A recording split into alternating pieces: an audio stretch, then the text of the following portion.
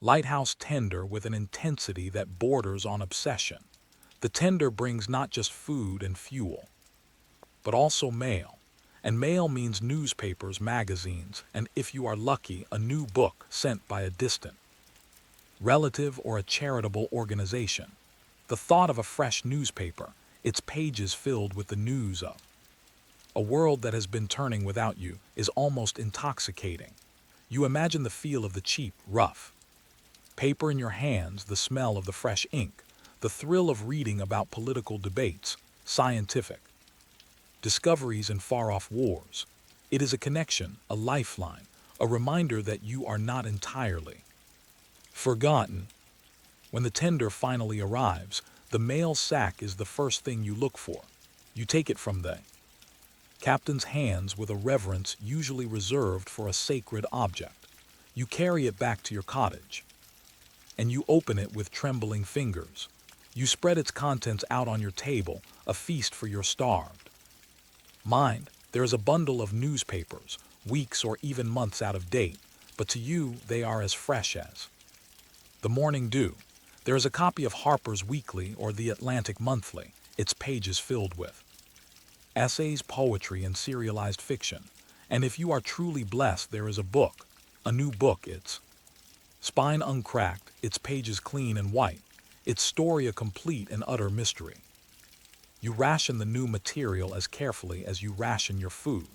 You allow yourself only a few pages of the newspaper each day, savoring each article, each advertisement, each small, insignificant detail of a world that feels both impossibly distant and intimately close. You read the serialized novel in the magazine one chapter at a time, forcing yourself to wait, to prolong the pleasure of anticipation. You save the new book for last, the jewel in the crown, the dessert at the end of the feast. The arrival of new reading material is a profound, life-altering event. It is a transfusion for your mind, an infusion of new ideas, new voices, and new perspectives. It breaks the cycle of monotony and introspection. It reconnects you to the great, ongoing conversation of humanity. It reminds you that your own small, isolated world is part of a much larger and more complex whole. But the feast, however slowly you consume it, eventually comes to an end. The newspapers are read, the magazine is finished, the new book is closed for the last time, and you are once again left with your own small, familiar library. The new material has provided a temporary reprieve, but it has also sharpened your awareness of what you are missing. It has highlighted the limitations of your own small collection.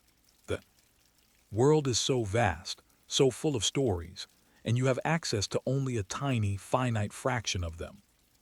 It is this realization that leads you to a new, more creative solution. If you cannot import new stories into your world, you must create them yourself. You take a blank logbook, a pen, and a bottle of ink. You sit at your table, and in the profound silence of your cottage, you begin to write. You are not a professional writer. You have no training, no experience, but you have something that many writers would kill for. You have time, you have solitude, and you have a deep, powerful, and unmet need to tell a story. What story do you tell? Do you write about your own life, about the storms and the solitude, the quiet triumphs and the secret fears? Or do you invent a new world, a new set of characters, a new adventure? What happens when the reader becomes the writer? The decision to write is a profound act of self-reliance. It is the ultimate expression of a mind refusing to be starved. You are turning your isolation from a liability into an asset, a source of creative fuel.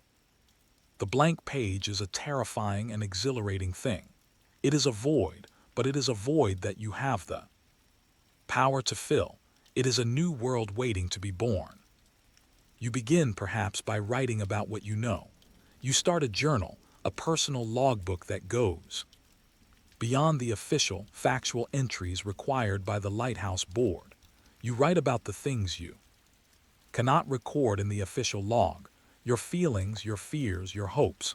You describe the subtle changes In the light on the water, the way the fog swallows the world, the feeling of the tower vibrating in a gale, you write about the loneliness, the bone-deep weariness, the moments of unexpected, breathtaking beauty. The act of putting these feelings into words is a form of therapy. It gives them shape, it makes them manageable. It is a way of externalizing the internal, of taking the chaotic, formless emotions that swirl inside you and giving them a name and a structure. This journal becomes your most trusted confidant. It is a friend who listens without judgment, who remembers everything you tell it, who is always there for you. You pour your heart out onto its pages and, in doing so, you lighten the burden on your own soul. You are no longer just a man thinking his thoughts. You are a man articulating them. And in that articulation, you find a new level of clarity, a new understanding of yourself and your place in the world. From this private, personal writing, you might then venture into the realm of fiction. You have spent years, decades even, consuming the stories of others. You have learned the rhythms of narrative, the art of characterization, the mechanics of plot, all through the simple act of reading. You have been an apprentice in the craft of storytelling without even realizing it. Now, you take up the tools of the master. You invent a character. Perhaps he is a sailor, a man whose life is a mirror image of your own, a man of action and adventure. You send him on voyages to exotic lands. You have him battle pirates and storms. You give him a life of drama and excitement that is a welcome contrast to your own quiet, repetitive existence. Or perhaps your character is a woman, a person whose life and experiences are a complete mystery to you. You try to imagine her world, her thoughts, her feelings. It is an act of profound empathy, a way of stepping outside the narrow confines of your own masculine, isolated world. You create a world for these characters to inhabit. It might be a world of pure fantasy, a land of magic and monsters, or it might be a world that is a heightened, more dramatic version of your own. You might write a ghost story set in a lighthouse, a tale of a phantom keeper who still tends his light long after his death. You might write a mystery, a story of a shipwreck that was not an accident, a tale of greed and betrayal on the high seas. The act of writing fiction is a form of controlled daydreaming. It is a way of harnessing the power of your imagination, of giving it a purpose and a direction. It is a game you play with yourself, a game with its own rules, its own challenges, and its own rewards. The joy of finding the right word, of crafting the perfect sentence, of creating a character who feels real and alive, is a deep and profound one. It is the joy of creation, the joy of making something out of nothing. Your small cottage is transformed. It is no longer just a place of shelter, it is a writer's studio. The table where you eat your meals becomes a desk. The ticking of the clock is no longer a reminder of the slow passage of time, but a metronome for the rhythm of your prose. The sound of the sea is no longer a sound of isolation, but a soundtrack for your stories. You have found a new and infinitely renewable resource. Your library is no longer a finite collection of books, it is a living, growing thing. You have added a new volume to its shelves, a volume that is uniquely your own. And you have discovered that the human mind, when properly cultivated, is the greatest library of all, a place of endless stories, endless worlds, endless possibilities. When the supply tender returns and the captain brings you a new book, you accept it with gratitude, but not with the desperate life or death hunger of before. You have your own stories to read now, your own worlds to explore. You might even, if you are feeling brave, show one of your stories to the captain. He might read it and he might be impressed. He might take it back to the mainland and show it to a publisher. And your stories, born of solitude and silence, might find their way out into the world, a message in a bottle from your lonely island. But even if they do not, it does not matter. The writing is its own reward. You have conquered the greatest challenge of your profession. You have learned how to be alone but not lonely. You have learned how to fill the silence, not with noise but with meaning. You have discovered that the keeper of the light can also be a keeper of the story, and that in the act of telling, in the simple, profound magic of words on a page, lies a light that can illuminate the darkest, most desolate corners of the human soul. Your library is complete. It is a collection of books, and it is a collection of your own thoughts, your own dreams, your own creations. It is a testament to the enduring power of the human imagination to create a world of its own, a world that can withstand any storm, a world that can triumph over any sea. You are a man who lives in a state of constant, low-level vigilance. You have learned to read the language of the sea and the sky, to interpret the subtle signs and portents that foretell a change in the weather. Certain shade of green in the water, a particular formation of high, wispy clouds, a shift in the direction of the swell. These are the words and phrases of a language that can mean the difference between a peaceful night and a desperate struggle for survival. For weeks, you have been watching the signs, and they have been speaking of something different, something more than the usual autumn gales you have come to expect. There is a weight in the air, a nervous electric tension that seems to charge your very skin. The sea itself has been behaving strangely, with a long, deep, and unusually powerful swell rolling in from the deep Atlantic, even on days when the wind is calm. It is the ocean's deep breathing, a sign that something immense and powerful is stirring far out over the horizon. The barometer confirms your fears. For 3 days the needle has been falling, a slow, steady, and relentless descent. It is not the sharp, quick drop that signals a passing squall, but a deep, profound plunge that speaks of a storm of historic, perhaps even unprecedented magnitude. The old-timers on the mainland have a name for such a storm, a no-name storm, a hurricane that has lost its tropical identity as it moves north, but has lost none of its power, instead merging with a cold front to become a vast, sprawling, and monstrous engine of destruction. Your preparations begin long before the first drop of rain falls. Every action is deliberate, methodical, and informed by the hard-won wisdom of your predecessors and your own experience. You are a soldier, fortifying your position against an overwhelming enemy. You begin with the outside structures. You check the lashings on your small dory, ensuring it is pulled up as high as it can go and is securely tied down. You know with a grim certainty that it will not be high enough. You bring everything that is loose inside, your tools, your fishing gear, your empty barrels. Anything left outside will become a projectile, a deadly missile hurled by the wind. You inspect the keeper's cottage, your small, sturdy home. You check the shutters on the windows, ensuring their latches are strong and secure.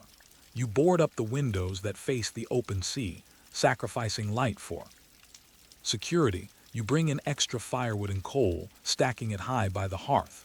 You fill every available container with fresh water from your cistern, knowing that the cistern itself could be breached or contaminated by the sea. You are creating a fortress, a small, self-contained world designed to withstand a siege. Then you turn your attention to the tower itself. The lighthouse is your primary charge, your reason for being here. It is a magnificent structure, a testament to the skill of its builders, a tower of granite and iron designed to defy the very forces that are now gathering to destroy it. But you know that it is not invincible. You climb the spiral stairs, your hand gliding along the cool, familiar curve of the wall, and you feel a new sense of urgency, of quiet dread. In the lantern room, you perform your duties with an almost religious solemnity. You clean the great Fresnel lens, polishing its prisms until they gleam. It feels like an act of faith, an assertion of order.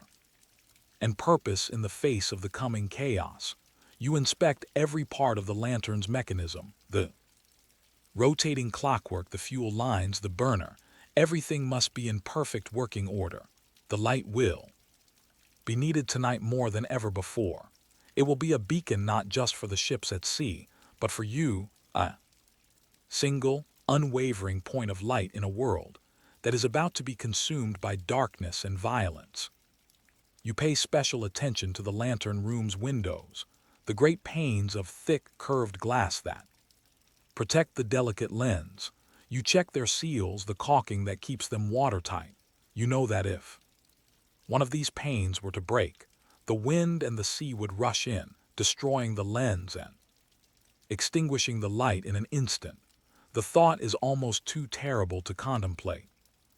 As the afternoon wears on, the sky begins to change. The high, wispy clouds have been replaced by a low, thick and bruised-looking ceiling of gray. The wind begins to pick up, a low, mournful moan that gradually builds into a high-pitched, shrieking wail. The sea, which had been rolling in long, majestic swells, is now a churning, chaotic mass of white water. The waves are no longer distinct. They are a single, rising, angry entity. The air is filled with a fine, stinging spray, and the world outside your small, boarded-up windows is dissolving into a blur of gray and white. You light the lamp early, long before the sun has officially set. The darkness is coming on fast and unnatural, premature twilight brought on by the thick, low clouds. The beam of the light cuts through the gloom, a defiant, solitary gesture against the encroaching storm. You engage the rotating mechanism, and the light begins its steady, rhythmic sweep. It is a small island of order in a world that is rapidly descending into chaos. You make your way back to the cottage, battling the wind that now threatens to tear you from your feet. The short walk across the covered walkway is a struggle. The structure groans and creaks around you, and you can feel the immense, shuddering pressure of the wind against its walls. You secure the final door, and you are sealed inside your fortress. There is nothing more you can do. You have prepared as best you can. Now, all that is left is to wait and to endure. You sit at your table, a pot of coffee on the stove, the fire roaring in the hearth. The sounds from outside are terrifying. The wind is no longer just a wail. It is a physical, concussive force. Continuous, deafening roar that seems to shake the very foundations of the island. You can hear the sound of the waves, a sound you have never heard before. It is not the familiar crash and hiss of the surf, but a deep, thunderous, booming sound. The sound of millions of tons of water hurling itself against the unyielding rock of your small island. You look at the barometer. The needle has fallen off the scale. It is at the very bottom of the dial, a place you have never seen it go before. And then you feel it, a tremor that runs through the floor of the cottage, through the stone of the walls, through your own body. It is not the vibration of the wind. It is the impact of a wave so large that it has not just struck the base of the island, but has climbed the cliff and struck the cottage itself. The house shudders, and you hear the sound of splintering wood as one of the shutters is torn from its hinges. A fine mist of seawater is forced through the window frames, and the air in the room is suddenly thick with the taste of salt. The enemy is no longer at the gates. It is at the walls, and as another, even more powerful wave strikes, and you feel the entire structure of the Lighthouse Tower itself groan in protest. A terrifying question forms in your mind. You have prepared for a storm, but have you prepared for the sea itself to climb the tower and claim the light? The realization that the sea itself has reached you is a paradigm shift in your understanding of the storm. You are no longer a spectator, watching the battle between the ocean and the island from a safe, fortified position. You are on the front lines. The distinction between land and sea has been erased, and your small, solid world has become a part of the violent, chaotic ocean. The water is no longer just below you. It is all around you. Another wave strikes, this one with even more force. The entire cottage groans, and you hear a sound that chills you to the bone, the sharp cracking sound of stone grinding against stone. The foundations of your home, which have stood for decades, are being tested to their absolute limit. You look up at the ceiling, half expecting it to collapse. Water begins to pour in, not just as a fine mist, but in steady, determined streams, finding its way through every tiny crack and crevice in the old stone walls. The floor is soon covered in a shallow, swirling pool of seawater. The fire in the hearth hisses and sputters as the water reaches it, and the room is plunged into a near-total darkness, lit only by the single, small oil lamp you have burning on the table. Your first instinct is to protect your supplies. You move your sacks of flour and beans to the highest shelves. You lift the firewood off the floor. You do what you can to save your precious resources from the encroaching water. But you know that these are the actions of a man bailing a sinking ship with a teacup. The true danger is not the flooding of the cottage. The true danger is the structural integrity of the tower itself. You must get to the tower. You must check on the light. It is a decision born of pure, unadulterated duty. A decision that overrides all instinct for self-preservation. To leave the relative, if rapidly diminishing, safety of the cottage and venture into the covered walkway is an act of near-suicidal bravery. You take your lantern, and you unbolt the door that leads to the walkway. The force of the wind is so great that it almost tears the door from your hands. You have to use your entire body weight to force it open and then to pull it shut behind you. The walkway is a tunnel of pure chaos.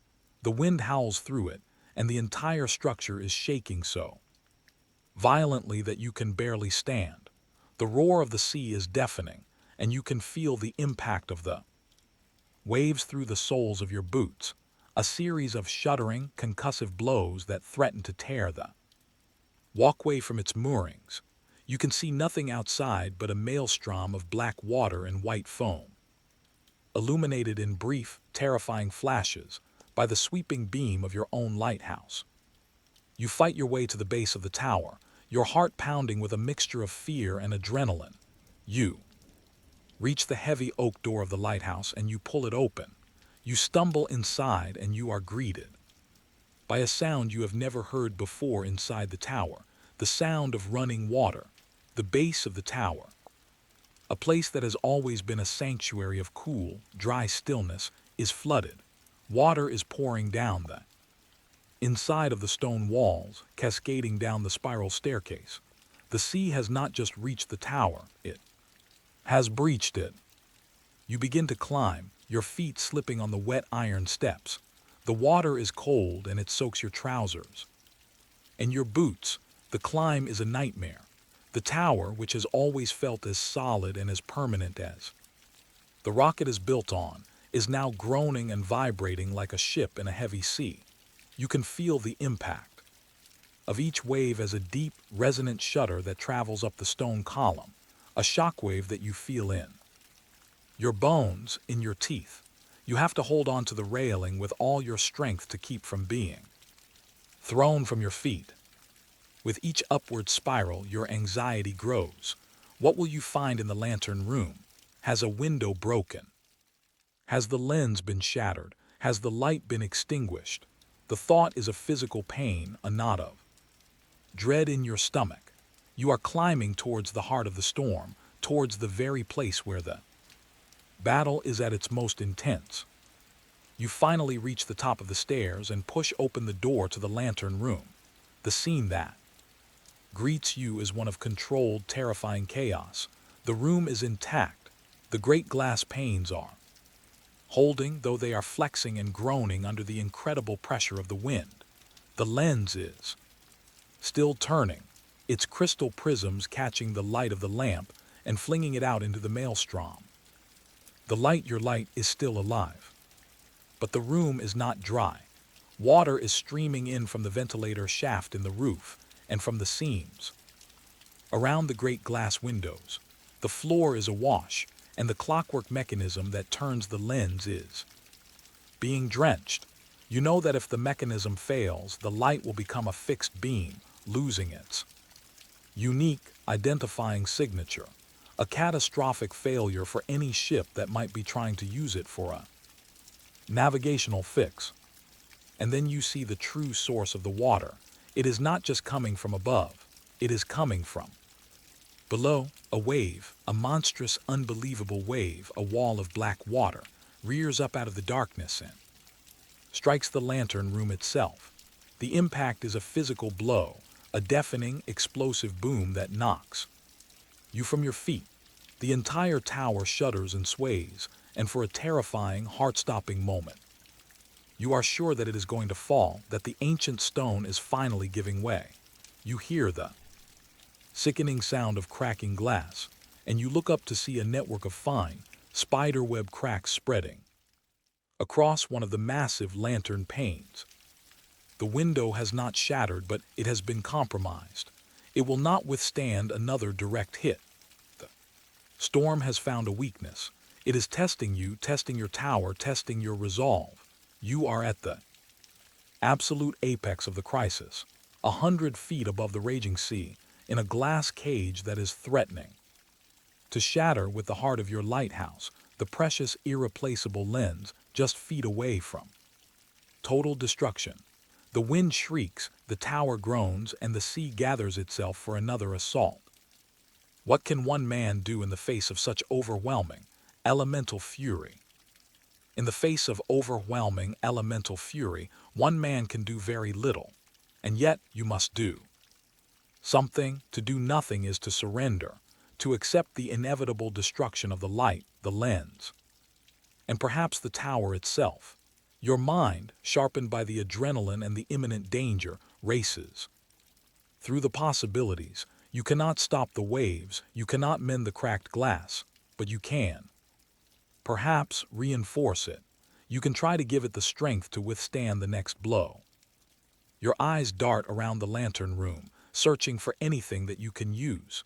Your gaze falls upon the heavy oak door that leads from the stairwell into the lantern room. It is thick, strong, and just about the right size. It is a desperate, almost insane idea, but it is the only one you have. You will unhinge the door and use it as an internal storm shutter, a barricade against the cracked and failing window pane. The task is a Herculean one. The door is heavy, and the lantern room is a cramped, waterlogged space. The tower is still swaying and shuddering with the impact of the waves, making it almost impossible to keep your footing. You grab your toolkit, a small, sturdy box that you always keep in the lantern room for emergency repairs.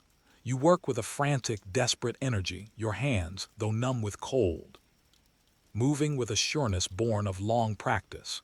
You attack the hinge pins of the door, using a hammer and a small pry bar.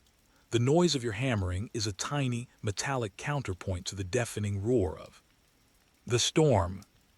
It takes you what feels like an eternity, but you finally manage to free the door from its hinges. It is immensely heavy, and maneuvering it across the small, circular room is a nightmare. You are a single, small man, wrestling with a huge, inanimate object in a glass cage at the top of a swaying tower in the heart of a hurricane. The absurdity of the situation is not lost on you, but you do not have time to dwell on it. You drag the door across the floor and hoist it into position against the cracked window. You have to time your movements with the swaying of the tower, using the momentum of the structure to help you lift the heavy oak panel. You manage to wedge it into place, its top edge against the iron frame of the ceiling, its bottom edge against the floor. It is a crude, imperfect fit, but it is something. It is a barrier. But it is not enough. The door is not secure. The next wave will simply smash it inwards. You need to brace it. Your eyes once again scan the room. the clockwork mechanism for the rotating lens. It is powered by a system of heavy weights, which are suspended in a central column that runs down the core of the tower. The weights themselves are inaccessible, but the heavy ropes that hoist them are here. Coiled in a corner, you grab the thick, heavy ropes. You loop them around the door and then around the central column of the lens mechanism itself. You are, in effect, tying the door to the very heart of the lighthouse. You pull the ropes as tight as you can, your muscles screaming in protest. You tie a series of complex, interlocking knots, the kind of knots that are designed to tighten under pressure. You have just finished your work, your chest heaving, your body trembling with exhaustion when the next great wave strikes. The impact is even more powerful than the last. The tower groans and the entire structure seems to lurch sideways. You are thrown against the wall and you watch with your heart in your throat as the cracked window pane finally gives way. It implodes with a deafening crash, and a torrent of black water and wind explodes into the lantern room. But your barricade holds. The heavy oak door braced by the ropes takes the full force of the wave. It shudders and groans and the ropes strain, but it does not break. A huge volume of water pours into the room around the edges of the door, but the direct, destructive force of the wave has been blunted. The lens, your precious, beautiful lens, is safe. The rest of the night is a blur of desperate, unending labor. The lantern room is a flooded, chaotic mess. The lamp is still burning, but it is sputtering, its flame threatened by the water and the wind. You spend the long, dark hours bailing water, reinforcing your barricade, and tending to the lamp. You are running on pure, unadulterated will. You are no longer a man. You are an extension of the lighthouse itself, a single, stubborn point of resistance against the chaos of the storm. Slowly, almost imperceptibly, the storm begins to lose its fury. The wind begins to drop, the waves become less frequent, less violent. The long night is finally ending, as the first weak light of dawn filters through the maelstrom. You can see the extent of the devastation. The world outside is a wreck. The sea is a churning brown mess filled with debris. Your dory is gone. The walkway to the cottage has been partially destroyed. The island itself seems smaller, scoured and diminished by the power of the sea. But your tower is still standing, and your light is still burning. You have survived. You have faced the worst that the sea can throw at you, and you have endured. You have been tested to the absolute limit of your strength, your ingenuity, and your courage, and you have not been found wanting. The storm has taken much from you, but it has also given you something. It has given you a new, profound understanding of your own strength, and of the strength of the tower you serve. When the relief boat finally arrives days later, the crew is stunned into silence by the sight of the devastation. They look at the cracked and shattered lantern, the jury-rigged barricade, the exhausted, hollow-eyed man who greets them. They know that they are looking at a legend. The story of the night the lighthouse almost fell will be told and retold in the coastal towns and on the decks of the ships for generations to come. It will become a part of the folklore of the sea, a testament to the enduring, unbreakable spirit of the keepers of the light. You have not just done your duty, you have become a part of the story, a symbol of the quiet, uncelebrated heroism that is the true heart of the lighthouse service. Your life is a study in the tangible and the immediate. Your world is one of rock and water, of iron and glass, of oil and wick. Your duties are physical, your challenge is elemental. You are a man who lives by his hands, his eyes, and his deep, practical knowledge of the world that immediately surrounds you. But there is another part of your existence, a part that is intangible, ethereal, and yet as essential too. Your well-being as the food you eat or the air you breathe. It is your connection to the world beyond the horizon, the world of other people, of society, of home. And this connection is maintained not by telegraph wire or a speaking tube, but by the simple, fragile, and infinitely precious technology of the written word. This is the story of your mail. The mail arrives with the lighthouse tender, that vessel of salvation that brings you your annual or semi-annual supply of life's necessities. In the hierarchy of the tender's cargo, the mail sack holds a special, almost sacred place. The barrels of oil keep the lamp burning, the sacks of flour keep your body alive, but the mail sack, that rough canvas bag, sealed with wax and filled with its cargo of folded paper, is what keeps your spirit alive. It is your shield against the most insidious danger of your profession, the slow, creeping erosion of the soul that comes from profound and prolonged isolation. The anticipation of the mail begins weeks, even months, before the tender is due to arrive. It is a quiet, growing excitement, a focal point for your thoughts and your hopes. In the long, quiet evenings, as you sit by the fire, you find your mind drifting to the mainland. You wonder what news a letter might bring. Is your sister's young child recovering from his illness? Has your brother's business venture succeeded? Are your parents, now old and frail, still in good health? These are the questions that occupy the silent spaces of your life, the questions that can only be answered by the arrival of that canvas bag. The act of writing a letter is, for you, a significant and deliberate event. You do not dash off a quick note. A letter is a carefully constructed artifact, a piece of yourself that you are sending out into the world. You sit at your small wooden table, a clean sheet of paper before you, your pen dipped in ink. You think carefully about what you want to say, about how to bridge the vast, empty miles that separate you from your correspondent. You write about your life, but you are careful to edit your reality. You do not dwell on the loneliness, the fear, the bone-deep weariness.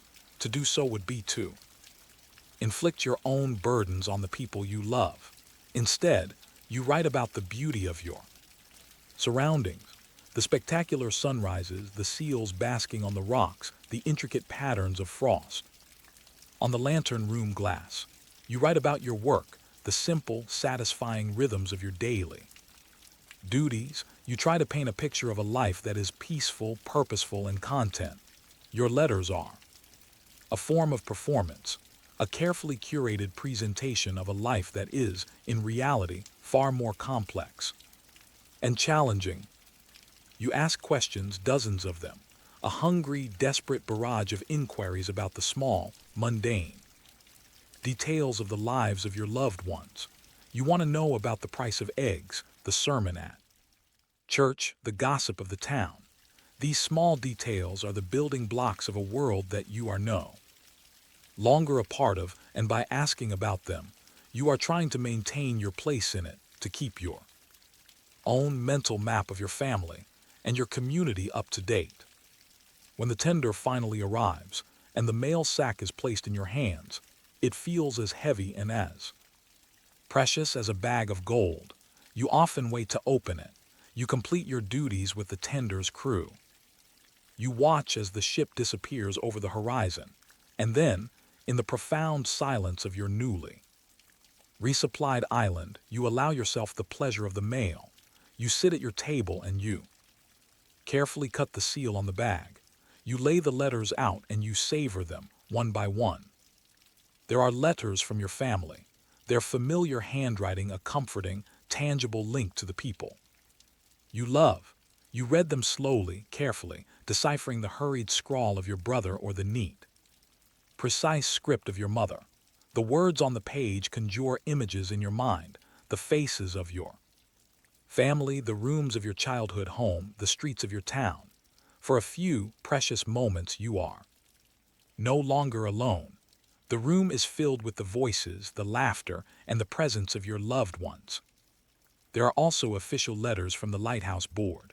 These are written in a formal, impersonal hand, and they are filled with regulations, instructions, and reprimands.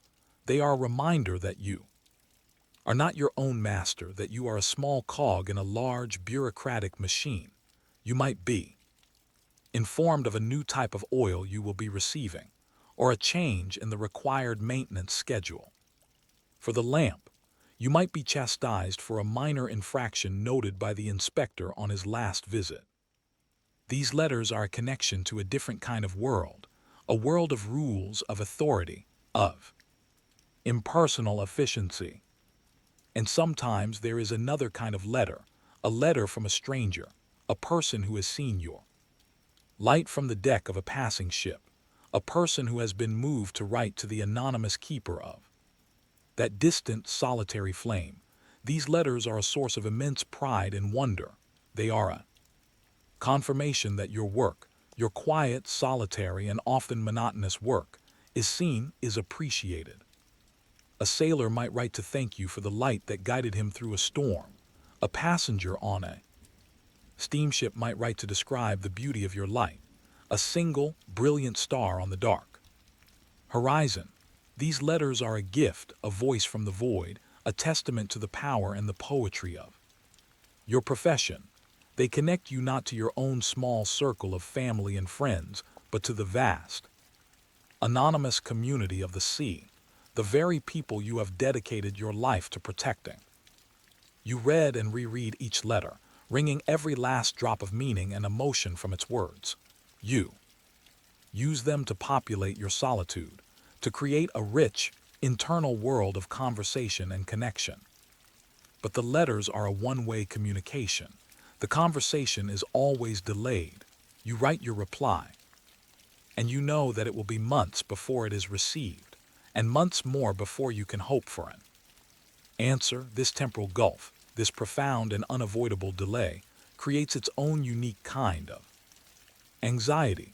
A question asked in a letter hangs in the air for a year. A declaration of love, a cry for help, a piece of devastating news, all are subject to the slow, inexorable timetable of the sea. What happens when the news is too urgent, too terrible, to be contained within the slow, patient medium of the written word? What happens when a letter arrives that is not a comfort but a curse? The curse arrives on a bright, clear day in late autumn. The supply tender has come and gone, leaving you with a full oil house, a well-stocked pantry, and a small, precious stack of letters. You have saved the one with your mother's familiar, spidery handwriting for last, anticipating it as the sweet conclusion to a day of welcome connection. You sit at your table, the afternoon sun streaming through the window, and you slit open the envelope. But the words you find inside are not the familiar, comforting chronicle of small-town life you were expecting. They are words of crisis, of fear, of a world that is unraveling. The letter is dated 2 months prior. It begins with the usual pleasantries, but the tone quickly shifts. Your father, your strong, steady, seemingly invincible father, has fallen ill. It started with a cough, a weakness in his limbs. The doctor was called. The diagnosis is grim, the name of the disease a terrifying, polysyllabic word you have only ever read about in newspapers. The doctor is not hopeful. Your mother's words are a mixture of forced optimism and barely concealed despair. She writes of her long vigils by his bedside, of her desperate prayers, of her profound and crushing loneliness. And then she writes the words that pierce your heart like a shard of glass. I need you home, your father asks. For you every day. You read the letter once, twice, a third time. The words on the page seem to swim before your eyes. The bright, sunlit room suddenly feels cold and dark. The letter is a window into a tragedy that has been unfolding for months, a tragedy that you have been completely unaware of, isolated as you are on your rock. Your father is dying. Your mother is alone and terrified, and they have been waiting for you. The sense of helplessness that washes over you is absolute. It is a feeling more profound and more terrible than any you have ever experienced during a storm or a mechanical failure. Those were challenges you could meet, problems you could solve with your own strength, your own ingenuity. This is a crisis that you are powerless to affect. You are separated from your family not just by miles of water, but by an impassable gulf of time. The tender is gone. It will not be back for 6 months. Perhaps longer if the winter is harsh. There is no way for you to get to the mainland. There is no way for you to answer your mother's desperate plea. You are a prisoner. Your lighthouse, which you have always thought of as your kingdom, your fortress, is now your jail cell. The sea, which has been your constant companion, is now your jailer. The very duty that gives your life meaning and purpose is now the thing that is keeping you from the people you love in their hour of greatest need. The days that follow are a torment. Your mind is a whirlwind of guilt, grief, and rage. You perform your duties by rote, your body moving through the familiar rhythms of cleaning the lens, trimming the wick, and climbing the stairs, but your mind is 1,000 miles away in a sick room on the mainland. You imagine your father, his breath shallow, his eyes searching the door for a son who will not appear. You imagine your mother, her face etched with grief, sitting alone, waiting for a response to a letter that has only just reached you. The cruelty of the delayed communication is a constant, twisting knife in your gut. You write a reply, a long, desperate, and utterly useless letter. You pour out your heart, your grief, your frustration. You tell your mother that you are coming, that you will be there as soon as you possibly can. But you know that your words are a hollow promise. By the time she reads them, your father will almost certainly be gone. Your letter is not a comfort. It is an echo, a voice from a past that is already irrelevant. The solitude of your station, which you have so carefully learned to manage, now becomes a torture. The silence of your cottage is filled with the imagined sounds of your father's labored breathing, your mother's quiet weeping. The books in your library, your trusted friends, offer no solace.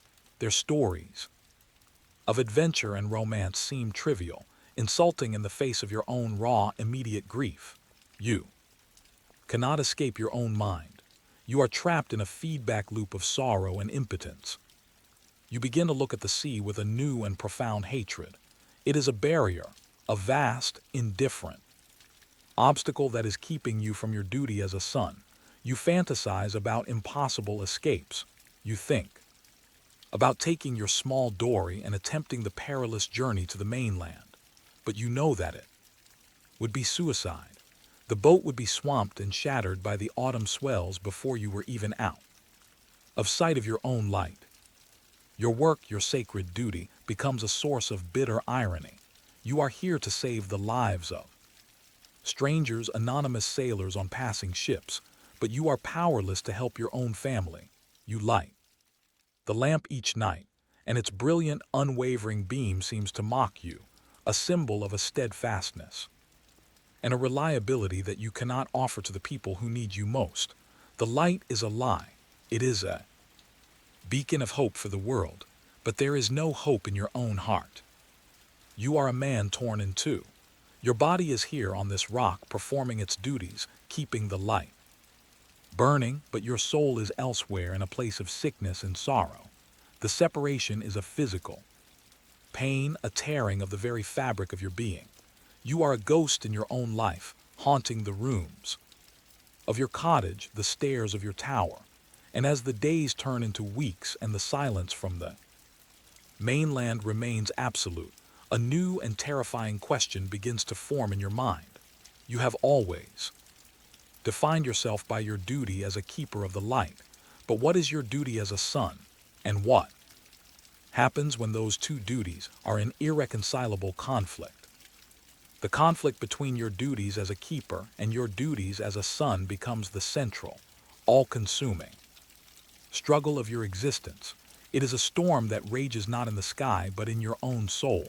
The lighthouse, once a symbol of stability and purpose, now feels like a monument to your own failure. Every task you perform, every polished piece of brass, every trimmed wick is a reminder of the choice you have made, or rather, the choice that has been made for you. You are bound to this rock, to this light, by a contract, by a sense of honor, by the simple, practical reality of your isolation. Your grief, unable to find a natural outlet, begins to curdle into a strange and bitter resentment. You resent the lighthouse board for placing you in this impossible position. You resent the sailors on the ships whose safety you are ensuring at the cost of your own family's peace.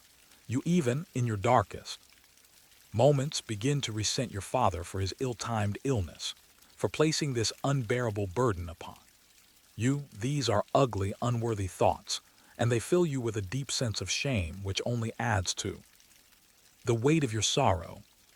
You consider abandoning your post. The thought is a heresy, a violation of the most sacred tenet of your profession. A keeper does not leave his light, ever, but the image of your father's face, the sound of your mother's plea, are a powerful, corrosive force, eating away at the foundations of your sense of duty. You could, you reason, let the light burn out. You could use the dory and take your chances with the sea. It would be a desperate, almost certainly fatal gamble, but it would be an action, it would be a choice. It would be an attempt, however futile, to answer the call of your blood. The temptation is a real and powerful one. It is a siren song, promising a release from the torment of your helpless inaction. But you resist. You resist because of the deeply ingrained habits of a lifetime of responsibility. You resist because of the faces of the sailors you have never met, the men who are, at this very moment, trusting you to do your job. And you resist, perhaps most of all, because you know that your father, a man who revered duty and honor above all else, would not have wanted you to abandon your post. To leave the light would be to betray not just the lighthouse board, but the very memory of the man you are so desperate to see. And so you remain. You do your duty. You keep the light burning, but you are a changed man. Simple, quiet contentment of your former life is gone, replaced by a hollow, aching void. You are a machine, a automaton, going through the motions of a life that no longer feels like your own. The winter arrives, and it is a harsh one. The island is battered by a succession of storms, and for weeks on end, you are encased in a world of shrieking wind and raging sea. The physical hardship of the winter is a strange kind of blessing. It gives you something to focus on, a tangible enemy to fight against. You are too busy keeping the lantern glass clear of ice, too busy ensuring the lamp is not extinguished by the downdrafts, to have time for the luxury of sorrow. You are in a state of pure, reactive survival. And then one day in the early spring, the sea is calm, the sky is clear, and on the horizon you see a smudge of smoke. It is a ship, but it is not the lighthouse tender. It is a small, unfamiliar vessel, a fishing boat, and it is heading directly for your island. Your heart leaps into your throat. A boat out of season can only mean one thing: news. You watch as the boat carefully navigates the waters around your island and drops anchor. A small skiff is lowered and a single man rows to your landing. You recognize him. He is a fisherman from your hometown, a man you have known since you were a boy. And you know, from the grim, compassionate look on his face, the news that he brings. He does not need to speak the words. You see them in his eyes. Your father is gone. He passed away too. Months ago, in the depths of the winter. The fisherman has brought you a letter, this one from your brother. It is a letter of condolence, a letter of shared grief. It describes the funeral, the quiet dignity of the service, the sadness of a town mourning one of its own. It also contains a message, your father's last words to you. Tell him, your father had said, to keep the light shining. Tell him I am proud of him. The fisherman stays for only an hour. He shares a cup of coffee with you, and he tells you the news of the town. He is a kind, gentle man, and his presence is a comfort. But when he leaves and you are once again alone, the full weight of the final, irreversible truth descends upon you. You are a man unmoored. The anchor of your life, the knowledge that your family was there on the mainland waiting for you has been cut. You are truly, finally alone, but the grief you feel now is different. It is not the frantic, helpless, rage-filled grief of the past few months. It is a quieter, deeper, and more profound sorrow. It is the sorrow of acceptance. You take your father's last message and you hold it in your heart. Keep the light shining. It is a command, a blessing, a release. It is a validation of the choice you made, of the duty you upheld. It is a bridge across the great silent gulf that had separated you. Your father understood. He knew. That night as you climb the tower to light the lamp, you do so with a new sense of purpose. You are no longer just a keeper of the light. You are the keeper of your father's memory.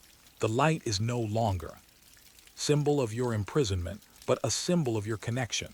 A beacon that shines not just for the ships at sea, but for a soul that is now a part of the great, eternal ocean. The beam sweeps across the dark water, a silent, unwavering testament to a son's love, a father's pride in the enduring, unbreakable bonds of family, a connection that even the vast, indifferent sea cannot sever. Your mail has, in the end, delivered its most important message. It has brought you home.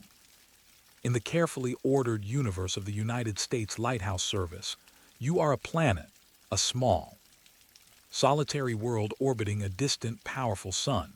That sun is the Lighthouse Board, a committee of engineers, naval officers, and scientists who preside over the vast network of lights that guard the nation's coasts. They are a remote and abstract authority, a name on the official documents you receive, a faceless entity that dictates the regulations you live by. But once a year, that abstract authority takes on a tangible human form. It arrives in a steam-powered vessel, wearing a uniform and carrying a clipboard. This is the district inspector, and his annual visit is the most stressful, nerve-wracking, and consequential day of your year. The inspector's visit is a day of judgment. It is a comprehensive, top-to-bottom examination of every aspect of your station and your performance. Nothing is overlooked. Your entire existence is to be scrutinized, measured, and graded. The results of this inspection will determine your reputation, your standing within the service, and, ultimately, your continued employment as a keeper of the light. Good report is a source of immense pride, a validation of a year of hard work. A bad report is a mark of shame, a black spot on your record that can be difficult, if not impossible, to erase. You know of the inspector's impending arrival weeks in advance, thanks to a notice delivered by a passing fishing boat or a piece of mail from the last tender. The notice transforms the rhythm of your life. Your days are no longer about simple maintenance. They are about achieving a state of absolute, almost inhuman perfection. You are no longer just a keeper. You are a student preparing for a final examination, a defendant preparing for a trial. The preparations are exhaustive. You begin with a deep, thorough cleaning of the entire station. Spit and polish campaign of epic proportions. You scrub the floors of your cottage until they gleam. You wash the windows until they are invisible. You dust every surface. You organize every shelf. You ensure that every object in your home is in its proper place. Your cottage must look less like a home and more like a museum, a place where a human being does not live but merely curates. The real work, however, is in the tower. The tower is the heart of your station, and it will be the focus of the inspector's attention. You begin at the bottom and work your way up. You sweep every step of the spiral staircase. You wash the stone walls, removing any trace of dust or grime. You polish the iron railings until they shine like black mirrors. You clean the inside of every small window, ensuring that not a single smudge mars the view.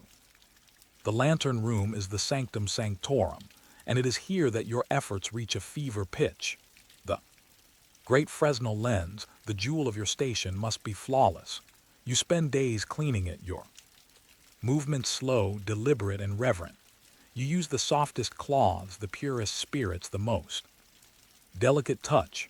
You polish not just the glass prisms, but every single piece of the intricate brass framework that holds them. The brass must shine with the brilliance of pure gold.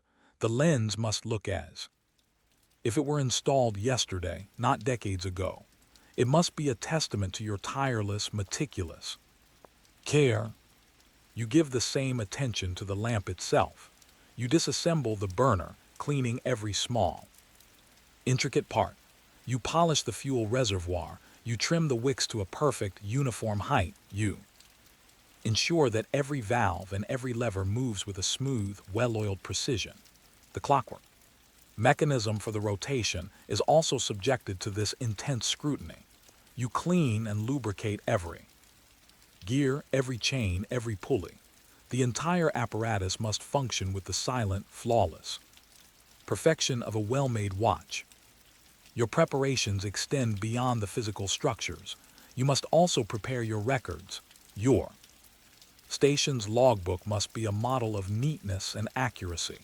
You review every entry for the past year, ensuring there are no errors, no omissions, no sloppy handwriting. The logbook is a written record of your diligence, and it must be as pristine as the lens itself. You also take a full inventory of your supplies. You count every barrel of oil, every sack of flour, every box of spare wicks. You must be able to account for every single item that has been entrusted to your care. As the day of the inspection approaches, your anxiety grows. You begin to see your station through the inspector's eyes. You notice a tiny spot of rust on a hinge that you had previously overlooked. You see a small, faint scratch on a window pane that you cannot polish away. These tiny imperfections, invisible to a casual observer, now seem like glaring, catastrophic failures. You are haunted by the fear of the unknown, the fear of the one small detail you have forgotten, the one question you will not be able to answer. On the morning of the inspection, you are up before dawn, performing one last, frantic round of cleaning and polishing. You dress in your best uniform, a simple, practical affair of blue wool, but one that you have carefully brushed and pressed. You are the public face of the Lighthouse service, and you must look the part. And then you see it, the inspector's ship on the horizon. It is a sleek, black-hulled steamer, vessel of purpose and authority. It moves with a speed and a confidence that sets it apart from the fishing boats and the coastal traders. It is the physical embodiment of the power and the reach of the Lighthouse board. As it drops anchor and a small launch is lowered into the water, your heart is pounding. The day of judgment has arrived. You walk down to the landing, your back straight, your face a mask of calm, professional composure. But inside you are a bundle of nerves. What will he be like? This man who holds your fate in his hands. Will he be a fair and reasonable man, a former keeper who understands the challenges of your life? Or will he be a stern, unforgiving bureaucrat, a man who sees only rules and regulations, a man for whom perfection is the only acceptable standard? The man who steps out of the launch and onto your stone landing is a formidable figure. He is tall and ramrod straight, his dark blue uniform crisp and immaculate, adorned with polished brass buttons that glitter in the morning sun. He is an officer of the U.S. Navy, assigned to the Lighthouse board, and he carries himself with an air of unshakable authority. He introduces himself, his voice as clipped and precise as his appearance, and you exchange a firm, formal handshake. His eyes, you notice, are a pale, penetrating blue, and they seem to be taking in everything at once, missing no detail. This, you realize, with a sinking feeling, is not a man who will be easily impressed. He is a man for whom perfection is indeed the only standard. The inspection begins immediately. There is no small talk. no pleasantries, no inquiry into your health or well-being. The inspector is here to do a job, and he will do it with ruthless efficiency. He starts with the exterior of the station, his keen eyes scanning the stonework of the tower, the condition of the paint on the cottage, the state of the boat ramp and the winch. He walks the entire perimeter of the island, his polished boots navigating the rocky terrain with a surprising agility. He makes notes on his clipboard, his pen scratching with a sound that seems to echo in the quiet air. You walk a few paces behind him, silent and less spoken to, your hands clasped behind your back, feeling less like a keeper and more like a suspect under investigation. Next, he moves to the outbuildings. He inspects the oil house, checking the barrels, the inventory, the cleanliness of the floor. He examines your small workshop, his eyes lingering on the arrangement of your tools. He even inspects the privy, a detail that speaks to the almost absurd thoroughness of his examination. Every corner of your existence is being laid bare, every aspect of your life subjected to his critical gaze. Then he enters your cottage. He runs a gloved finger along a windowsill, checking for dust. He looks in your pantry, inspecting your stores of food. He even looks under your bed. He is not just inspecting a government building. He is inspecting your character, your habits, your very soul. He is looking for any sign of sloth, of disorder, of a mind that is not entirely focused on its duty. The silence is unnerving. He does not comment on what he sees. He simply observes and writes. Finally, he turns his attention to the tower. This is the main event, the heart of the inspection. He enters the base of the tower and he looks up, his eyes tracing the elegant, dizzying spiral of the staircase. He begins to climb and you follow, your own footsteps echoing his on the iron stairs.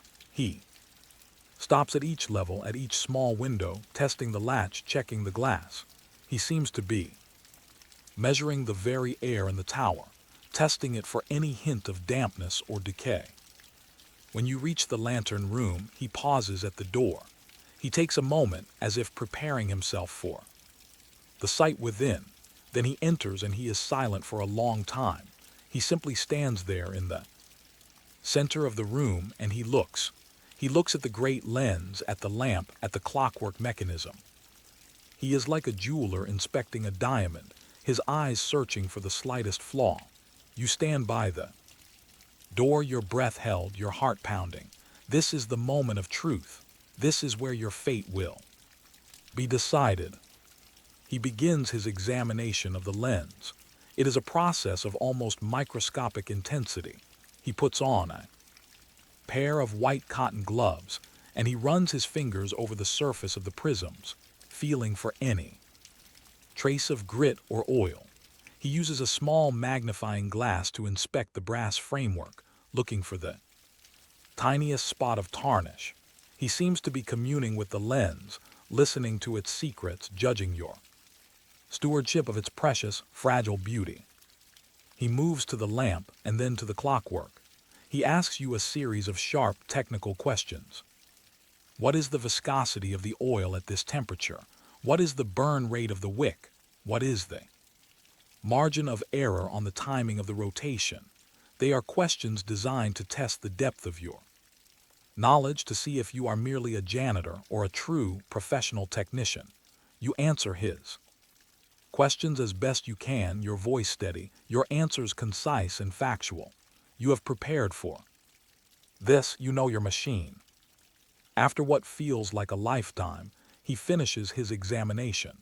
He makes a final series of notes on his clipboard. He turns to you, his face unreadable, his pale blue eyes giving away nothing of his thoughts. Light the lamp, he commands. Your hands are trembling slightly as you obey. You strike the match, you turn the valve, you bring the flame to the wick. The lamp ignites, and the lantern room is filled with its brilliant, steady light. The inspector watches the flame for a long moment, his head tilted, as if listening to the sound of its burning. Then he nods a single, almost imperceptible gesture. Engage the rotation, he says. You release the brake on the clockwork mechanism. With a soft, satisfying click, the great lens begins to turn, its movement smooth, silent, and flawless. The beams of light begin their majestic sweeping dance around the room.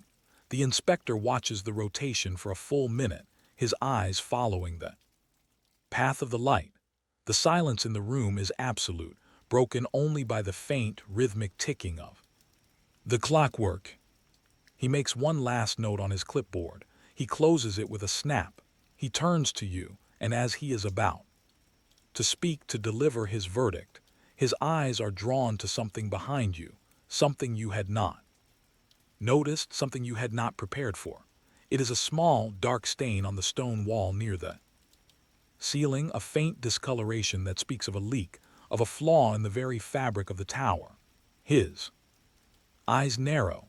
His face, which had been neutral, now clouds over with a look of profound, almost angry disappointment. He has found your flaw, and in that moment you know that all of your hard work, all of your meticulous preparation, has been for nothing. The inspector's gaze is fixed on the stain. It is a small thing, a faint, brownish watermark no bigger than a man's hand, located high up on the curved wall, just below the point where the stone meets the iron ceiling of the lantern room. To you, it is a catastrophe. It is a glaring, undeniable symbol of your failure. It speaks of a leak, of water penetrating the outer defenses of the tower, of a slow, insidious decay that you have failed to notice or to prevent. What is that? The inspector asks, his voice low and cold. He does not point. He does not need to. His eyes are like daggers, pinning the stain to the wall. You feel a flush of heat rise to your face. You have no answer. You have never seen the stain before. Or perhaps you have, and your mind, so focused on the lens and the lamp, has simply refused to register its significance. I don't know, sir, you stammer, your voice sounding weak and uncertain in the tense silence. The inspector walks over to the wall, his boots clicking on the stone floor. He reaches up and touches the stain with his gloved finger. He looks at his fingertip. It is damp. A leak, he says. It is not a question, it is a verdict. A leak in a lighthouse tower is not a minor inconvenience, keeper. It is a cancer. It is a sign of a deeper structural rot. It is a failure of maintenance. It is a failure of vigilance. Each word is a blow. He turns to you, his eyes filled with a cold, professional fury. Your brass is immaculate, your lens is spotless. Your logbook is a model of penmanship, but you have failed to see the tower itself. You have been so focused on polishing the buttons that you have neglected the integrity of the uniform. He walks back to the center of the room, his disappointment a palpable force. He opens his clipboard again and he makes a new, angry-looking notation. You can feel your heart sinking into your boots. You have failed. The perfect report, the validation you so desperately craved, is now hopelessly out of reach. You will be marked down, reprimanded. Your name will be associated with a leaking tower, a failing station. But then something unexpected happens. As the inspector is writing, his eyes drift upwards towards the source of the leak. He is looking at the complex, riveted ironwork of the ceiling at the point where the great ventilator shaft passes through the roof, and as he looks, his expression changes. The anger and disappointment are replaced by a look of confusion, and then of dawning recognition. He stops writing. He walks back to the wall and he looks at the stain again, this time with the eyes of an engineer, not just an inspector. He looks back up at the ceiling. He seems to be tracing an invisible line, a path. That's impossible, he mutters to himself. He turns to you, his expression now one of intense, focused curiosity. When was the last time you had a major storm? He asks, his tone suddenly different, less accusatory, more collaborative. The great hurricane, sir, you reply. Last autumn, the one that almost took the tower down. The inspector nods slowly, his mind clearly working through a complex problem. The one where the lantern room was breached. Yes, sir, you say, a new, faint glimmer of hope beginning to dawn in your mind. Show me the repairs, he says. You point to the window pane that you had barricaded with the door. You show him the still visible scars. On the iron framework, the places where you had to jury-rig the repairs to keep the sea at bay. He examines your handiwork with a new and surprising level of respect. He sees the ingenuity, the desperation, the sheer force of will that went into that night's work. He looks back at the stain, and then he understands. It's not a leak, he says, a note of wonder in his voice. Not a new one, at least. That's seawater, salt. It must have been forced into the stone during the storm, and it has taken this long to leach its way back out. He is no longer looking at you as a subordinate, as a potential failure. He is looking at you as a fellow professional, a man who has faced the same enemy, the sea, and has, against all odds, survived. He has seen the evidence of your battle, and he has understood the nature of your wounds. He closes his clipboard. He does not change what he has written, but the anger is gone from his face. He looks at you, and for the first time he smiles. It is a small, thin smile, but it is genuine. You run a good station, keeper, he says. A very good station. The relief that floods through you is so powerful that you feel lightheaded. It is a pardon. Reprieve, a validation more profound than you could have ever hoped for. The rest of the inspection is a formality. He gives you a few minor practical suggestions. He advises you on how to treat the salt-stained stone to prevent further corrosion. He claps you on the shoulder. Before he leaves, a gesture of respect and camaraderie that means more to you than any written commendation. You stand on the landing and you watch as his launch returns to the ship. You watch as the sleek, black steamer weighs anchor and disappears over the horizon. You are alone again, but the solitude feels different. It is not the anxious, fearful solitude of the days leading up to the inspection. It is a peaceful, contented solitude, the quiet satisfaction of a job well done, of a trial faced and passed. You have been judged, and you have not been found wanting. You have learned that the true measure of a keeper is not in the absence of flaws, but in the strength of his response to them. Your tower has a scar, a memory of a battle fought and won. And you have a story to tell, a story of a day of judgment. That became a day of unexpected grace. The inspector's visit, which you had dreaded as an ordeal, has become a source of pride, a quiet personal victory in your long, solitary war against the sea. Your purpose, the very reason for your existence on this lonely rock, is to prevent disaster. Every polished prism of your lens, every gallon of oil you burn, every blast of your foghorn is dedicated to a single noble goal: to keep ships away from the treacherous rocks and shoals that surround you. You are a guardian, a sentinel, a warning voice in the darkness. Your greatest triumph is a quiet one.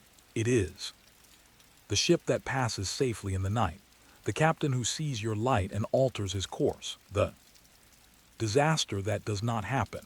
Your successes are silent, invisible, and uncelebrated. But you are not always successful. Despite your best efforts, despite the unwavering vigilance of you and your brothers along the coast, the sea is a powerful and often merciless adversary.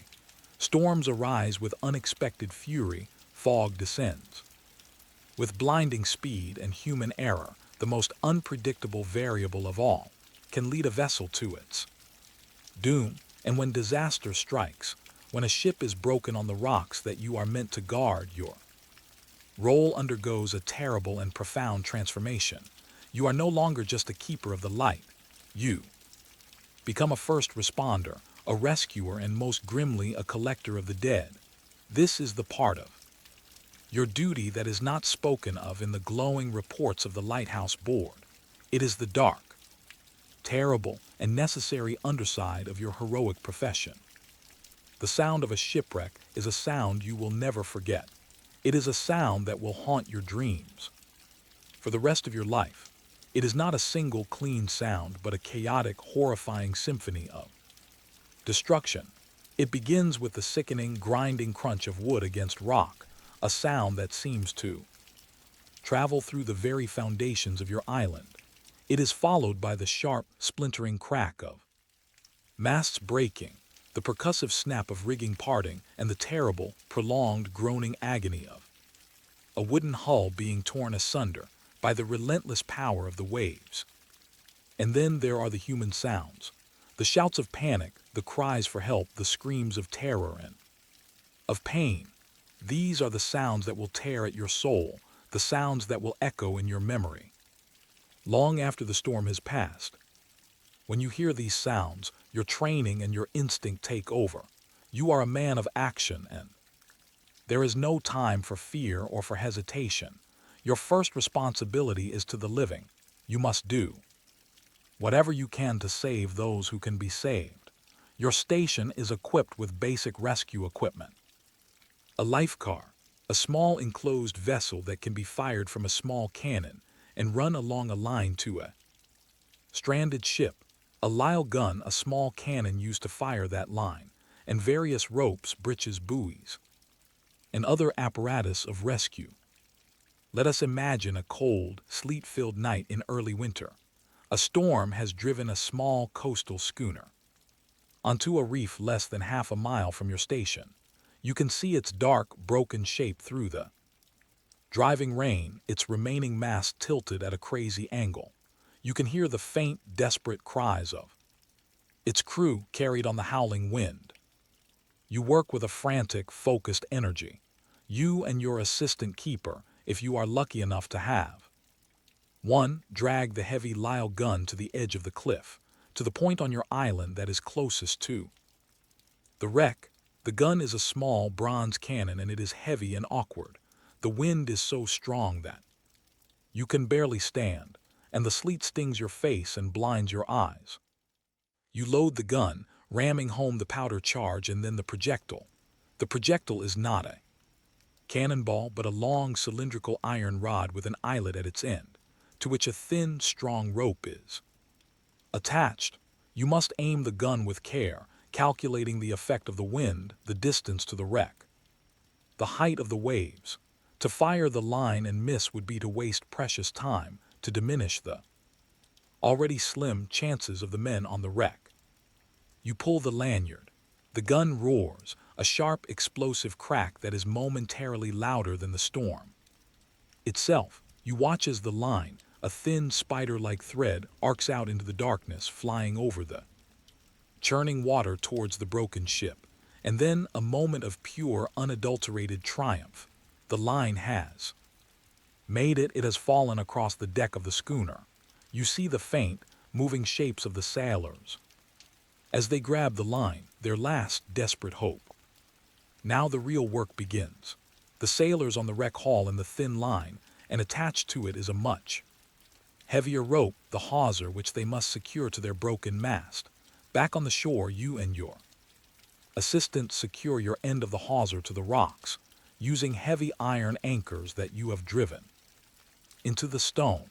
You have created a bridge, a fragile, swaying connection between the world of the living and the world of the dying. Next, you send out the bridge's buoy.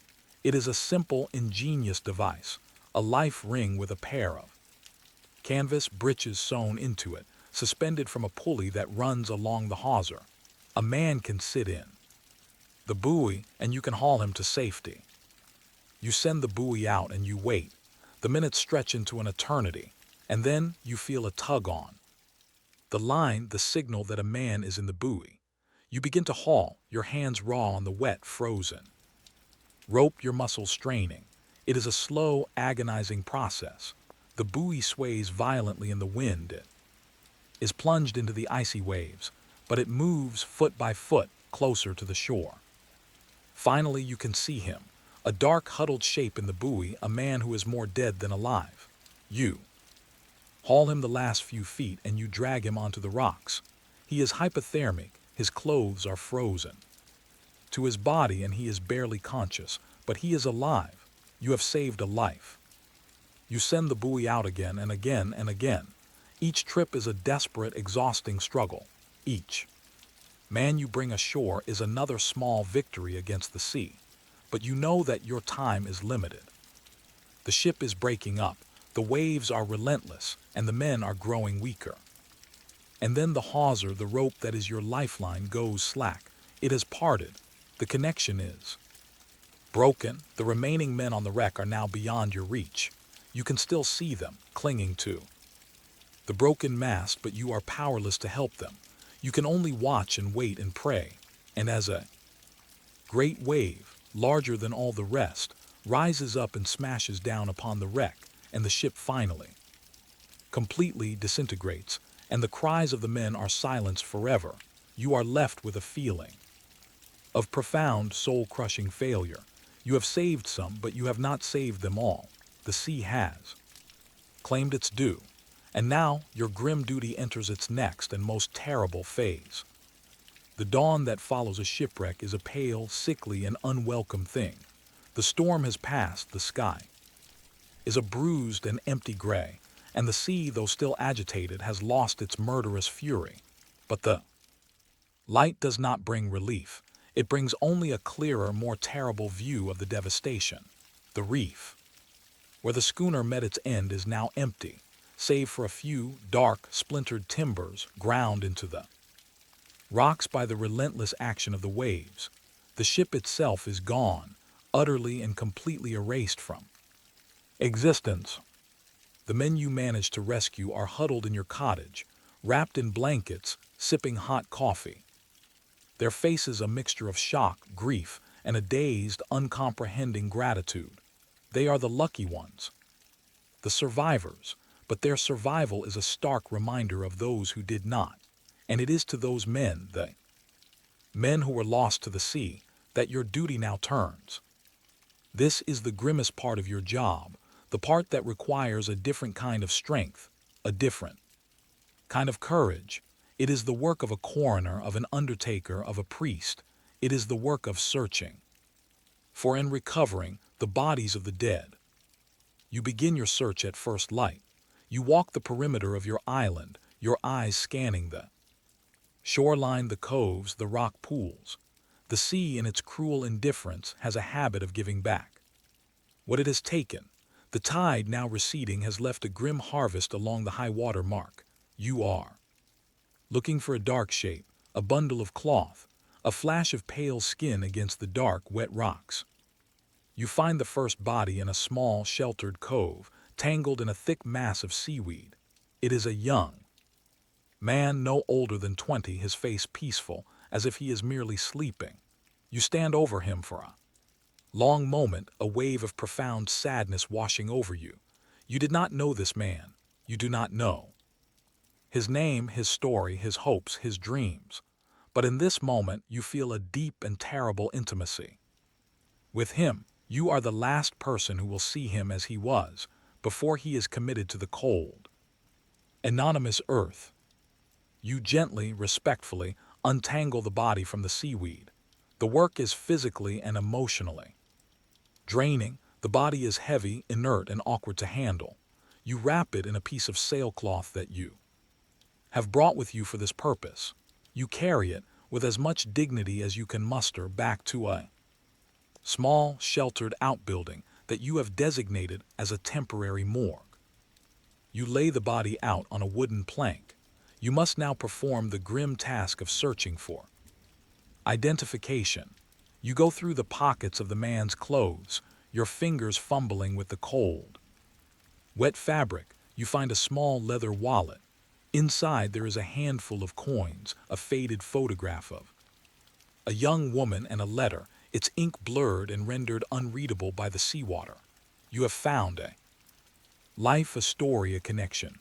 This was not just a body. This was a person, a son, a brother, a lover. Knowledge makes your task both easier and infinitely harder. You continue your search. Over the course of the day, you find two more bodies.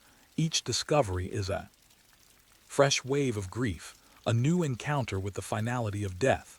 Each body has its own story, its own small, pathetic collection of personal effects: a pocket knife, a clay pipe, a small carved wooden bird. These are the last, silent remnants of a life that has been extinguished. The survivors, the men you rescued, watch you from a distance. They are too weak, too traumatized to help you with your grim work. They can only watch, their faces etched with a silent, horrified understanding. They are looking at their own possible fate, at the thin, arbitrary line that separates them from their drowned shipmates. By the end of the day, you have recovered 3 bodies. You know that there were 6 men on the schooner when it struck the reef. 2 are still missing. They may never be found. They may have been washed out to sea, their bodies lost forever to the deep. Or they may wash ashore weeks or even months from now, in a state that will make identification impossible. You now have a new and terrible responsibility. You are the custodian of the dead. You must protect them, you must honor them, until they can be claimed by their families or buried by the proper authorities. You must also record their discovery in your logbook. The entry is a stark and terrible counterpoint to the usual mundane record of your duties. Schooner Emily Rose wrecked on outer reef. 3 crewmen rescued, 3 bodies recovered. The words are simple, factual, but they contain a world of tragedy. The presence of the dead on your small island changes its character. It is no longer just a place of solitude, it is a place of mourning. The wind, as it sighs around the corners of your cottage, seems to be whispering their names. The sea, as it crashes on the shore, seems to be singing a dirge. You are living in a graveyard, a place haunted by the ghosts of the men you could not save. The experience leaves an indelible mark on your soul. It strips away any romantic notions you may have had about the sea.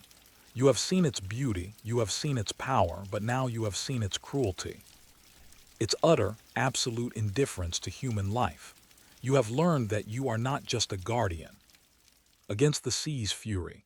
You are also its janitor, the man who must clean up the terrible, tragic mess it leaves behind. And as you look at the 3 still forms lying in the quiet darkness of your outbuilding, you are confronted with a question that has no easy answer. You have saved the living, you have recovered the dead, but who is there to save you from the memory of this day? Who is there to rescue you from the ghosts that will now forever haunt the shores of your lonely island? There is no one to rescue you from the ghosts. They are your new permanent companions. They inhabit the quiet corners of your life, their silent presence a constant reminder of the sea's grim victory. You see them in the flicker of the firelight. You hear their voices in the sigh of the wind. You feel their sorrow in the cold, damp air of your cottage.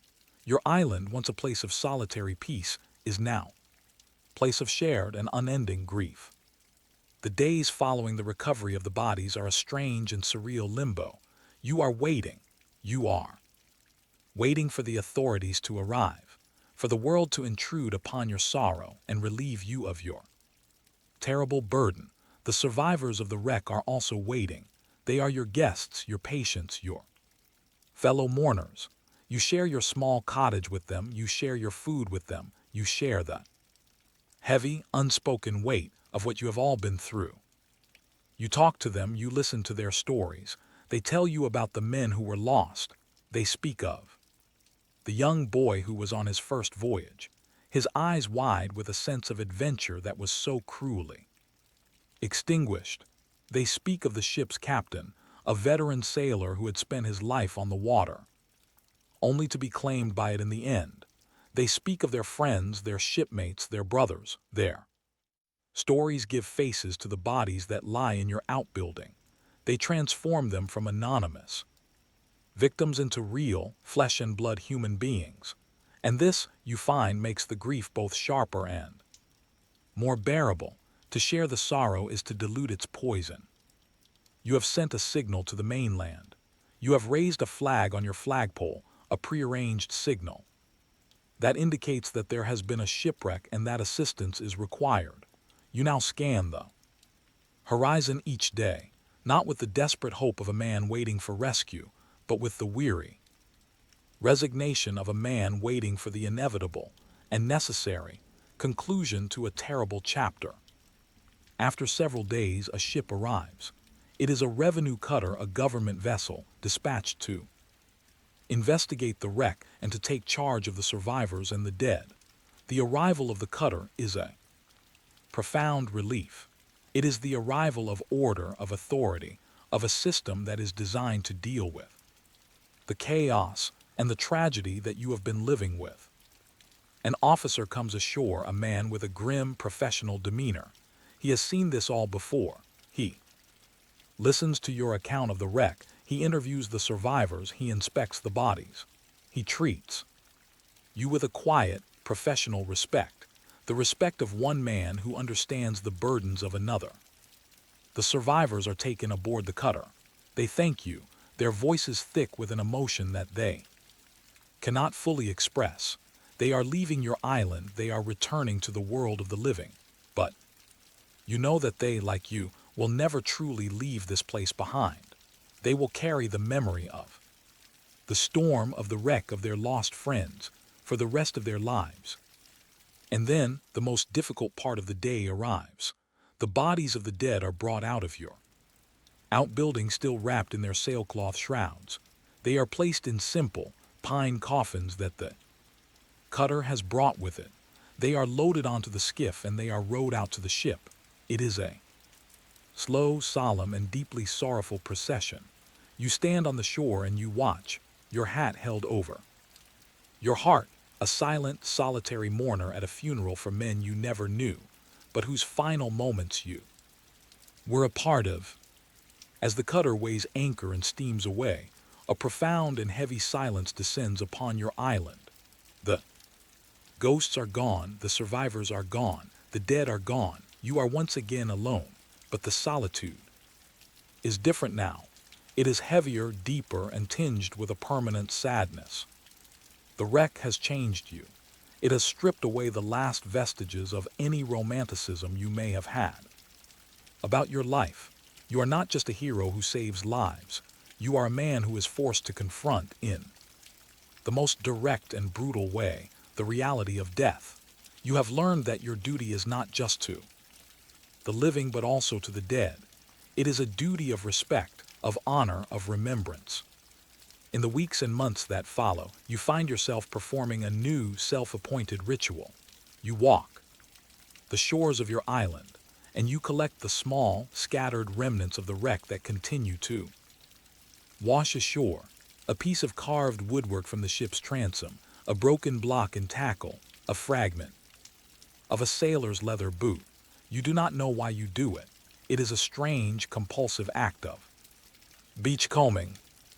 You take these small, broken objects, and you create a small, humble memorial on a high point of the island, a place that overlooks the reef where the ship went down. It is not an official monument. It is a simple, private act of remembrance. It is a small pile of wood and iron, a testament to a ship that was lost, to lives that were cut short. And sometimes in the quiet of the evening, you go and you stand by this small, makeshift memorial. You look out at the sea and you think of the men who were lost. You have become their keeper, the guardian of their memory. You have accepted the ghosts, you have given them a home, and in doing so you have found a way to live with them. You have learned the hardest lesson of your profession, that the brightest light casts the darkest shadow, and that the truest measure of a guardian is not just in the lives he saves, but in the dignity and the honor he affords to the lives he cannot.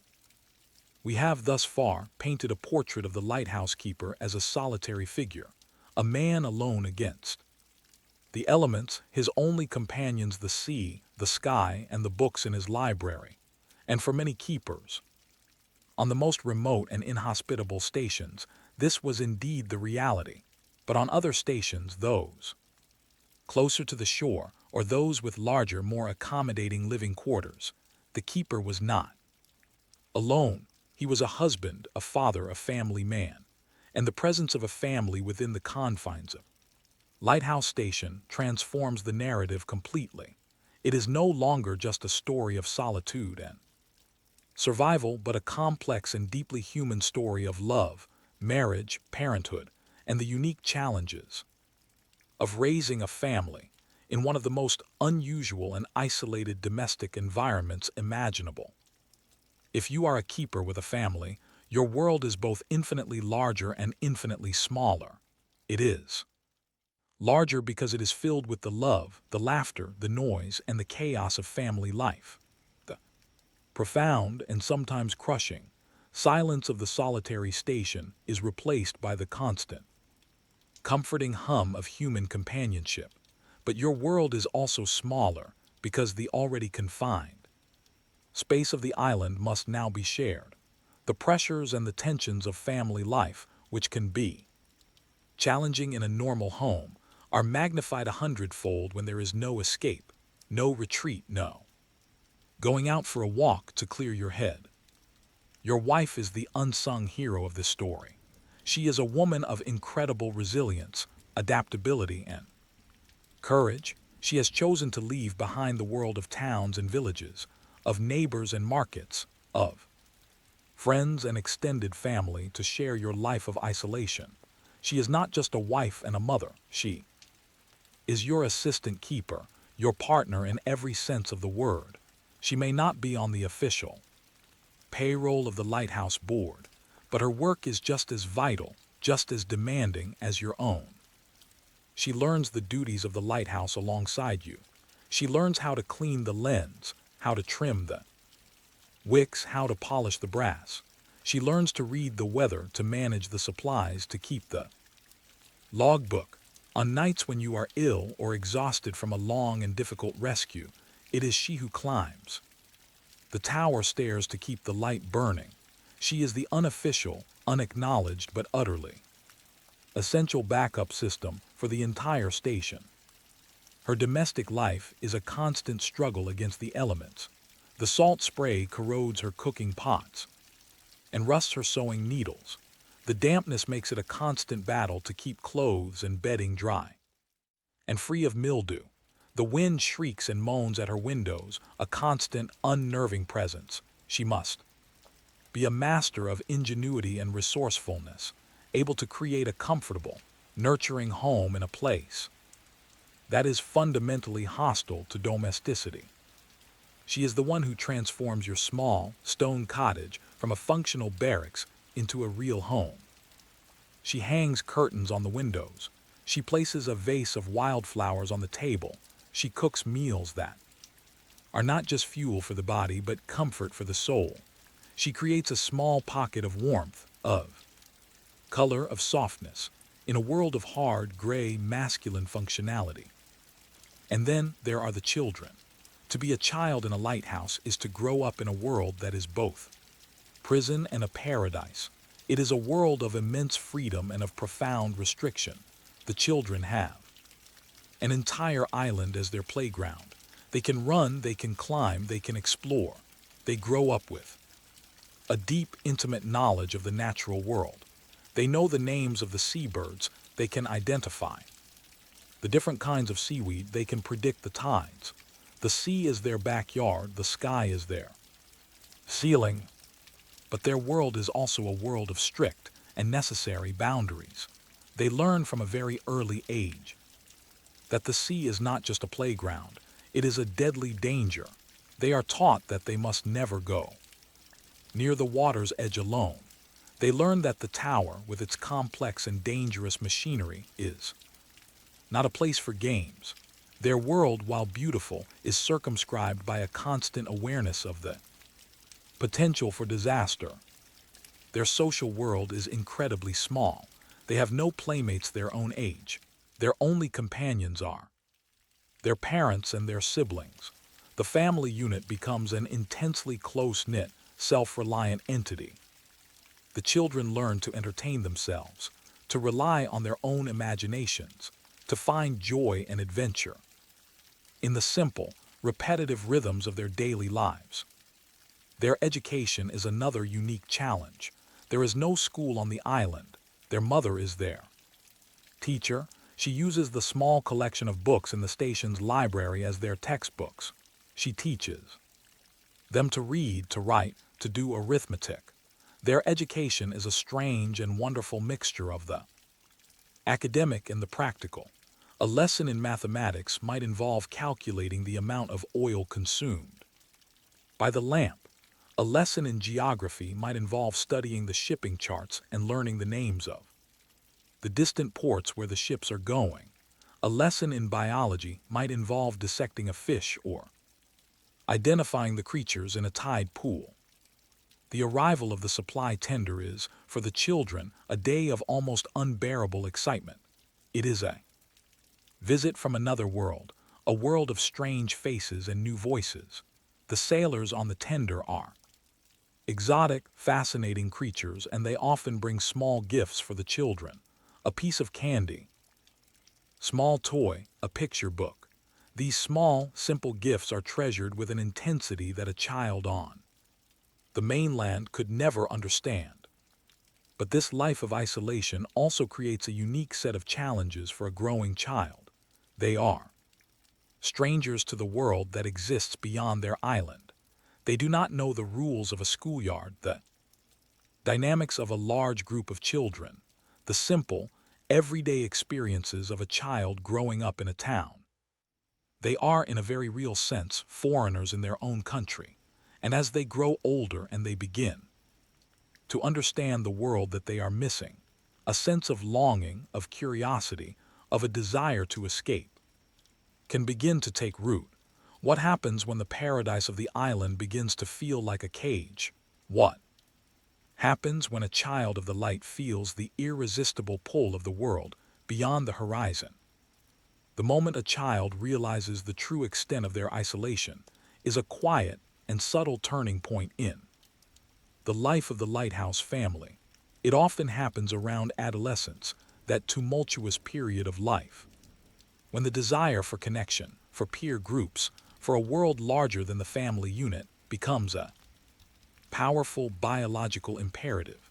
It is not a sudden rebellion, but a slow, dawning awareness, a gradual shift in perspective. The island, which was once a world, now begins to feel like a small, confined stage. Let us imagine you have a daughter, now 14 years old.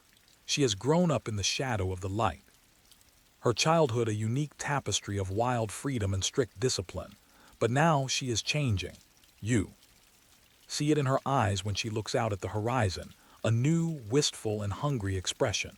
You see it in the way she devours the magazines and the newspapers that arrive on the tender, her mind absorbing the fashions, the stories, the social dramas of a world she has never experienced. The questions she asks begin to change. They are no longer about the names of the seabirds or the workings of the lamp. They are about the world beyond. What is it like to go to a dance? What is it like to have a best friend who does not share your last name? What is it like to walk down a street filled with shops and strangers? They are questions that you and your wife answer as best you can, but you know that your descriptions are a pale, inadequate substitute for real experience. You are trying to describe color to a person who has only ever seen in black and white.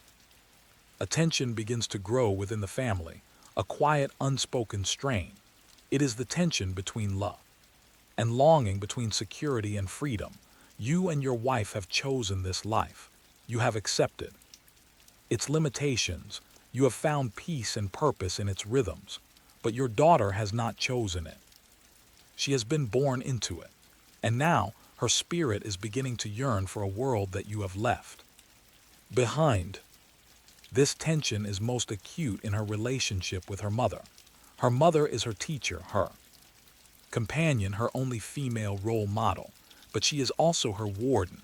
The very closeness of their relationship, forged in the crucible of their shared isolation, now becomes a source of friction. Daughter craves privacy, a space to have her own thoughts, her own feelings, a luxury that is almost impossible to find on a small island where every member of the family is in constant, close proximity. The issue of her future becomes the great, unspoken question that hangs in the air of your small cottage. What will become of her? Will she marry another keeper and trade this lighthouse for another? Will she leave the island to find work on the mainland, a world for which she is almost completely unprepared? Or will she remain here, a permanent resident of her childhood home, her own dreams and ambitions slowly extinguished by the relentless, repetitive cycle of the light? The decision is often forced upon the family by the simple, practical matter of education.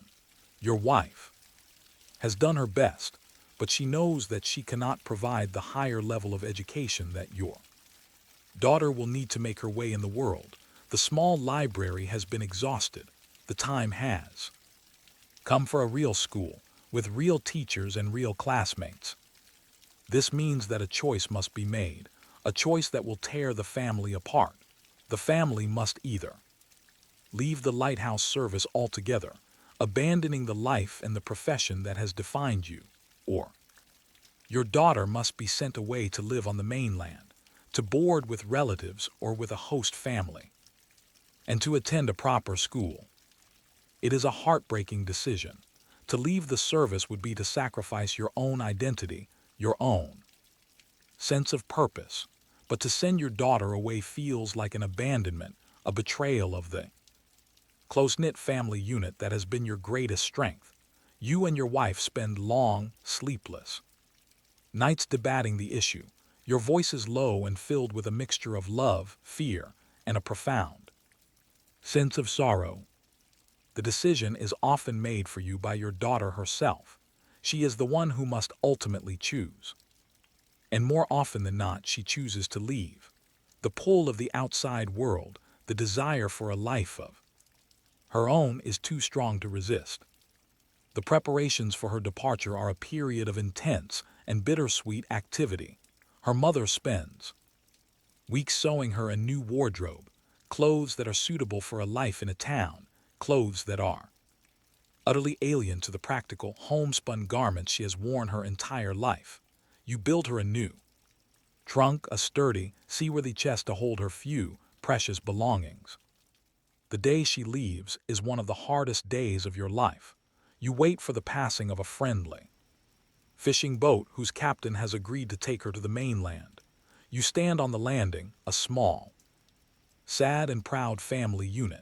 Your daughter is dressed in her new clothes, looking like a stranger, visitor from another world.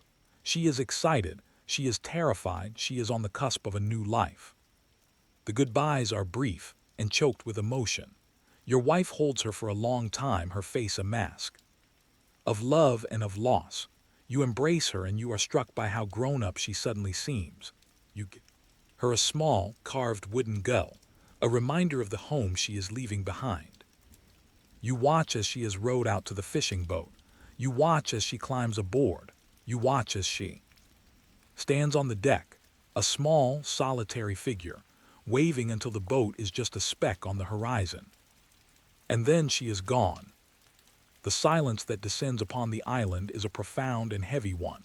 It is a silence that is filled with the absence of her laughter, of her voice, of her presence.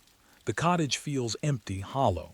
The family, which was once a complete and perfect circle, is now broken. You and your wife are left to face a new kind of solitude, a solitude that is not just about being alone, but about missing a piece of yourselves. You have given your daughter the greatest gift you could give her, the freedom to leave, but in doing so, you have created a new and permanent ache in your own hearts, and you are left to wonder, in the long, quiet nights that follow, if the light you keep is bright enough to guide your own child on her journey through the dark and often dangerous waters of the world. Life after your daughter's departure is a new and unfamiliar landscape of quiet.